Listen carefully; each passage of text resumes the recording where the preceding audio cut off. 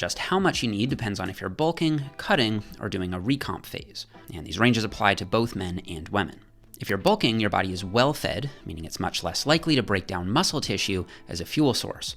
There are plenty of carbs and fats to burn first. For this reason, you generally need less protein when bulking. Here, the best research recommends 1.6 to 2.2 grams per kilo, or 0.7 to 1 gram per pound per day.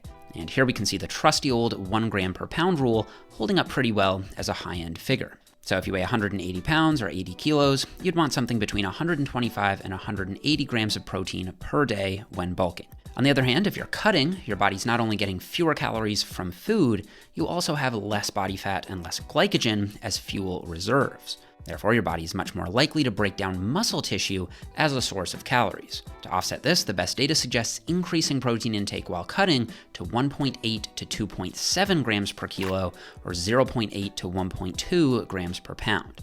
And this time, we can see that the classic 1 gram per pound rule sits in the middle of the range. If you're already very lean and training very hard, you'll want to err toward the upper end.